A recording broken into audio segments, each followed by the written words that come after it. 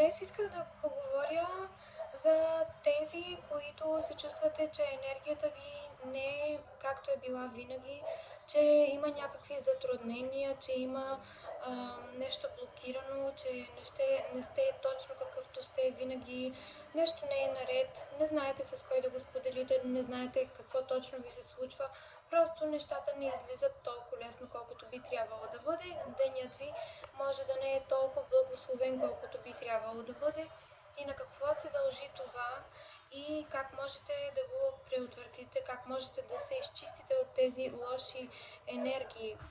Значи това се случва на много хора, почти всички от нас ще минат през това и това е духовната война, която има в света и която много пъти се състои от хора, които са се отдали на тъмната страна в духовната си собствена духовна война, са се отдали на тъмната страна и сега това, което правят и да се опитват да правят такива ситуации на други хора, които не са преминали през това или пък са преминали през много трудности, но все пак има хора, които минават през тези препятствия с много години наред и се чудиме какво ни става, защо нещата винаги са така, вървят назад и напред, защо благословиите ми, въпреки това, че съм добър човек, нещо се затруднява и се блокира.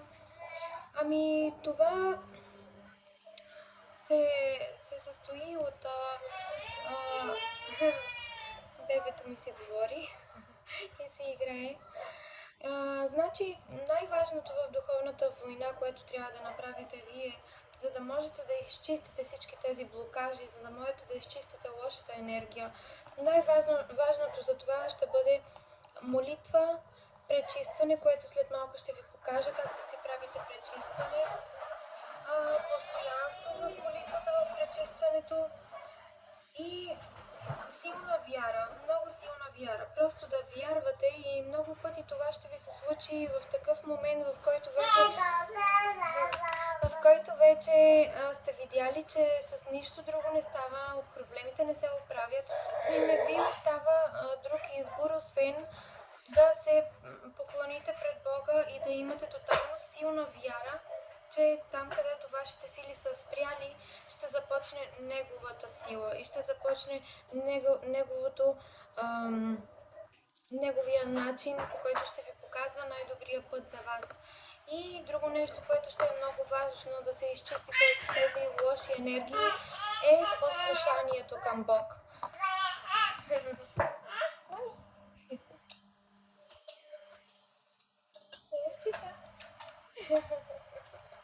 Давам ми се целувки и извинявайте, приятели. Значи, така, да можете да се пречистите от лошите енергии, е много важно постоянството в тези неща. Молитвата, силната вяра, послушанието. И единственото, което трябва да знаете, най-важно също, че с тези неща вие ще загубите страха към дявола, ще загубите страха към тези личности, тези хора, които до сега са се опитвали да ви спъват в пътя, да ви се пречкат или пък да ви направят да се превърнете към другата страна, която е да вземете решението да вземете прекият път, с който може би да получите нещо добро, но в същото време продавате душата си и не сте вече чистата душа, която би трябвало, която до сега сте били. И когато човек направи това, вече в духовната война вече знаем кой е спечелил и това не е Бог.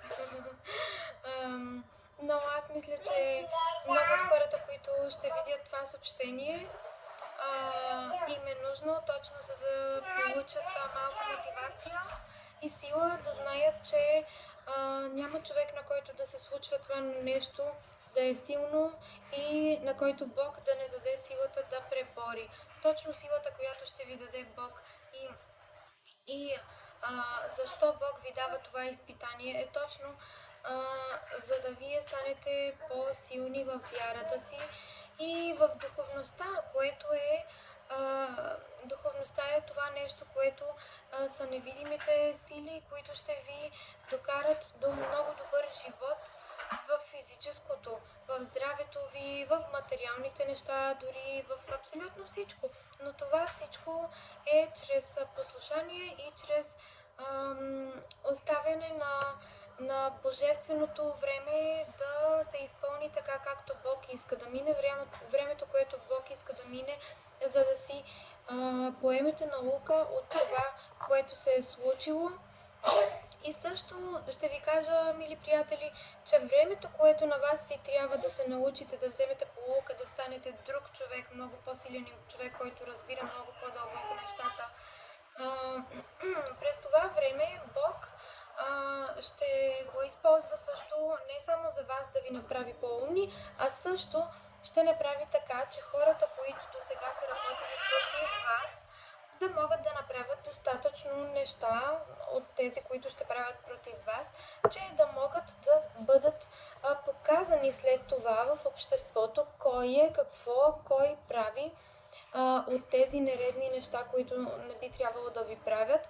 Бог използва абсолютно всичко, което тези хора правят за ваше добро. Просто трябва да имате силната вяра, да му вярвате, че ще е за ваше добро, да вярвате в божественото време и Бог ще покаже защо е позволил на тези демонични хора, които използват демонични сили, за да печелят в живота, тези, които тормозят хора, за да печелят физически неща тук в физическия свят, тези, които искат да изпиват на хората душата, енергията и така нататък, за да могат да манифестират, да реализират добри физически неща и богатства в собствения си живот. Това е нещо, което хората, които са загубили духовната битка и са отишли към тъмната страна, това е което тези хора правят. Правят тъмни неща, работят с енергии, с неща, които някой път не може да се покаже от началото, няма да може да се покаже какво тези хора правят против вас, но с времето да, защото тези хора са обсебени. Така че когато видят, че когато вие продължите в постоянството си, в молитвата си и в пътя с Бог, тези хора ще бъдат все по-обсебени. И няма само да играят с енергиите, а ще правят неща в физическото тук в света. Ще правят, може би, нелегални неща срещу вас, за да могат да ви видят вече паднали и изцяло преборени.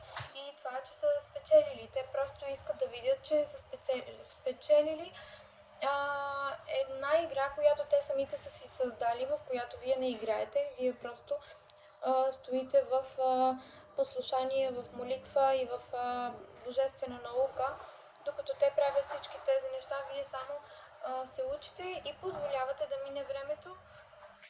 И така, че тези хора, като видят, че не само с работа на енергетични неща, просто с това не могат с вас, или пък са могли, но за малко, тук-там да ви се пречкат тук-там в някои неща, но след това излиза, че Бог пак има благословия за вас, така че не са могли.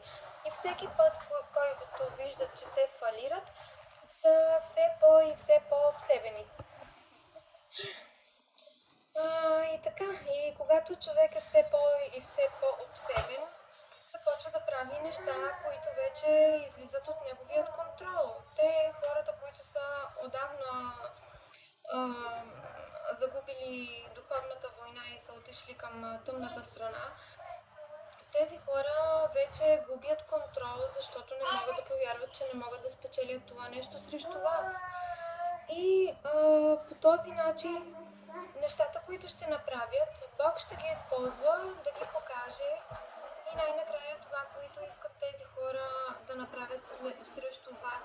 Дали ще енергетични неща за ваше лошо здраве, да нямате работа, дали ще да печелят пари на ваше име, дали ще да ви да карат да плащат на хора да са против вас, дали ще да дават фалшиви репорти на полицията, с опити вас да ви арестуват или да ви направят каквото ще да е нещо лошо да ви се случи, дали ще е да ви премахнат от този свят, а, а, или с нали, енергетичните им смешни ресурси, или пък ще платят на някой, който Господ ще спре по пътя си към вас. А, нещо такова ще правят, но няма да се спрат и в тези всички опити ще бъдат тези, които ще бъдат изложени за това, което правят, защото вече ще има прекалено много неща, които показват, факти, които показват какво правят тези хора. И това е било винаги планът на Господ. Да може да покаже фактите, да може да покаже Господ докъде са способни тези хора да стигнат, какво правят. И така да може да изчисти вашето име от всичките лъжи, от всичките несправедливости, които са правили срещу вас, всички лъжи, цялото лошо мнение, които са садили на хората за вас, на където и да отидете, комши, общества, в които сте, на работа, в града, в който сте, няма значение, където и да се местите, може би да са ходили по вас да правят такова нещо. Или пък просто хора, които просто са видяли, че имате някаква слабост и хайде да ги използваме. Всичко това може да е една игра на енергия, която чрез тези енергични неща, като магии и такива неща, искат да спечелят нещо от вас. Но когато сте с Бог, вие никога просто няма шанс как Бог да ви остави. Бог никога не оставя собствените си деца. И да, и така че единственото най-накрая е, че вие трябва да продължавате силни чрез трудностите, да спечелите по този начин тази духовна борба, никога да не се отдадете на лошите мисли, или пък ако имате лоши мисли, ако това е нещото, което ви изпратят, просто да знаете, че това са проекции, че не сте вие и да ги изчиствате. И така, с вашето постоянство и вашата спокойност и просто трябва да живеете един спокоен живот без значение какво тези хора правят. Просто може да имате моменти, в които сте по-потиснати, моменти, в които се чувствате много зле, защото се провалят някои ваши планове, но спокойно, защото всичко това ще ви направи да сте такъв човек, толкова отворен за живота, че след това няма да бързате за абсолютно нищо. Нищо няма да ви прави да се стресирате, нищо няма да ви прави да бързате. Всичко ще се получава по един спокоен начин, по един благословен начин, по един начин без стрес, по един начин както една река върви водата, спокойно и просто знаейки какво се случва и на къде се отива. И ако има една пречка, да се знае, че също е за нещо и абсолютно човек да не бърза за никъде, просто да върви в послушание. И да има вътрешно спокойствие върху всичко. Няма значение какво се случва. Дори да виждате, че нещо много странно ви се случва в енергията и че това не сте вие, това е точното, което трябва да знаете, че ако знаете, че нещо не е от вас, просто го осъзнайте, че това не е от вас. И веднага седнете в молитва. И веднага бъдете в послушание. Учете се. Дали ще е чрез видеа в интернет, дали ще си купите една Библия и ще четете Божието Слово. Просто това нещо ще бъде, което ще ви покаже, че вие имате много стойност за Бога, да не се предавате, че вие струвате много. Господ има план за вас. Никой няма да може да разруши Божиите планове, никой не е по-силен от Бог, че дяволските хора и дявол всъщност не са страшни, а са смешни, абсолютно смешни, че когато знаете как да прочиствате енергията, разбирате, че тези неща са смешни и никога няма да ви подействат, по-точно ще ви покажат много неща в живота, които ще ви направят по-пълноценен човек, по-силен човек и човек, който може да пребори абсолютно всяка една трудност в живота си. И сега искам да направя едно малко пречистване с Пало Санто. Моето почти се е свършило, но може и с различни тревички и неща. Може и с каквото си купите, нали знаете, че има такива магазинчета, които продават такива неща и по интернет може да си ги купите. Това много пречиства енергията. Просто го палим малко и може да ходите из цялата си къща, във всяка една стая, да пуши малко пушек и през това време говорите в молитва. Говорите за светлина, за пътя ви, за откритие на пътя ви, на пътищата ви, за здраве на фамилията ти. В името на Исус Христос аз премахам всяка лоша енергия. В името на Исус Христос аз премахам всяка лоша енергия в къщата ми, в душата ми, в душите на моето семейство, в тялото на моето семейство, във всички мои близки. Аз махам всичката лоша енергия, премахам я и я изчиствам от тук в името на Исус Христос. Това е най-важното, което трябва да кажете, защото името на Исус Христос чисти. Там, където е Исус Христос, дявола бяга оттам. Така че, приятели, чистете къщата, да изчезват всички лоши енергии от тук, защото не принадлежат на нас. Всички лоши енергии в името на Исус Христос да се върнат на подателя. Тези, които говорят на тези демонични сили, сега могат да се срещнат с тях и могат да им търсят сметка на тях. Защото ние не сме ги извикали, така че не ги искаме от тук и ги гоним от тук. И в името на Исус Христос нашето здраве ще е прекрасно. В името на Исус Христос нашата къща винаги ще бъде предпазена. Няма лошо, което да хвърлят на къщата ни и да пристъпи към нас. Веднага ще бъде отблъснато. В името на Исус Христос всеки човек, който срещна, ще бъде за мое добро и ще бъде човек, който е благословен и за благославяне. Ще бъде човек, който ще ме цени, ще бъде човек, който ще ни оцени както трябва да бъде. Блокираме лошите хора, блокираме лошите ситуации и такова нещо няма да ни се случи в името на Исус Христос. И дори да се случи, знаем, че Господ ще ни предпази от това и ще го премахне от нас и от нашия живот. В името на Исус Христос аз се моля лошите сили да изчезнат от тук, да се върне добрината, да се отвори сърцето, да се отворят пътищата, да се отвори работата, да изчезнат всичките блокажи, които идват от противника. Противника тук няма работа и всички лоши енергии могат да се върнат при него в дома му. Изпращаме всичко лошо обратно към подателя. В името на Исус Христос. Амин.